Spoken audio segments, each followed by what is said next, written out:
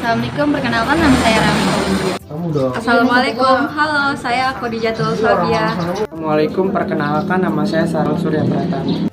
Assalamualaikum, halo, nama saya Delvira Khairunisa. Assalamualaikum warahmatullahi wabarakatuh. Saya Magali Aliandra Suboko. Saya dan teman-teman saya akan memaparkan materi pengertian nasionalisme dan strategi menumbuhkan rasa nasionalisme di kalangan generasi muda. Yuk simak videonya. Nasionalisme berasal dari kata nation yang berarti bangsa.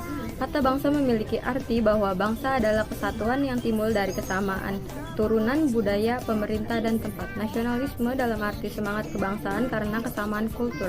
Artinya, pada persamaan-persamaan kultur yang utama seperti kesamaan darah atau keturunan, suku bangsa, daerah tempat tinggal, kepercayaan dan agama, bangsa dan kebudayaan. Pada pertumbuhan awal nasionalisme dapat dikatakan sebagai sebuah situasi kejiwaan berupa kesetiaan seseorang secara total yang diabdikan secara langsung kepada negara. Ikatan nasionalisme ini tumbuh di tengah masyarakat saat pola pikirnya mulai merosot. Ikatan ini terjadi saat manusia mulai hidup bersama dalam suatu wilayah tertentu dan tidak beranjak dari ikatan nasionalisme. Nah, pada saat itu, naluri mempertahankan diri sangat berperan penting dan mendorong mereka untuk mempertahankan negerinya, tempat hidupnya, dan juga tempat dia menggantungkan diri.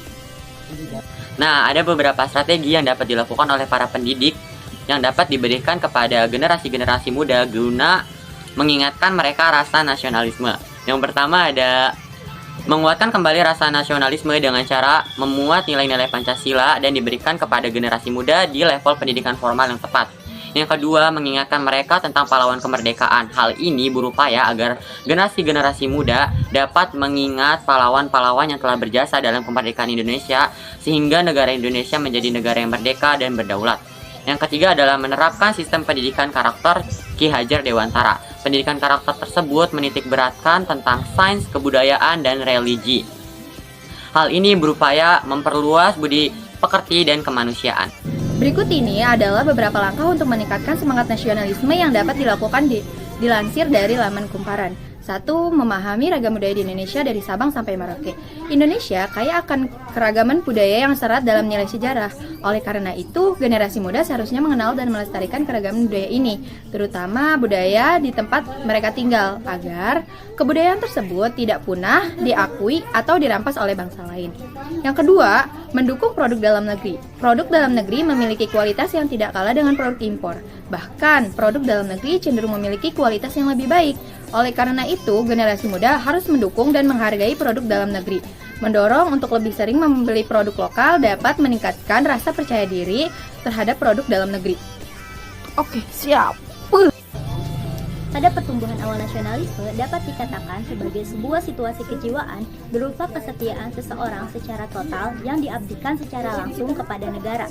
Ikatan nasionalisme ini tumbuh di tengah masyarakat saat pola pikirnya mulai merosot. Ikatan ini terjadi saat manusia mulai hidup bersama dalam suatu wilayah tertentu dan tidak beranjak dari ikatan nasionalisme.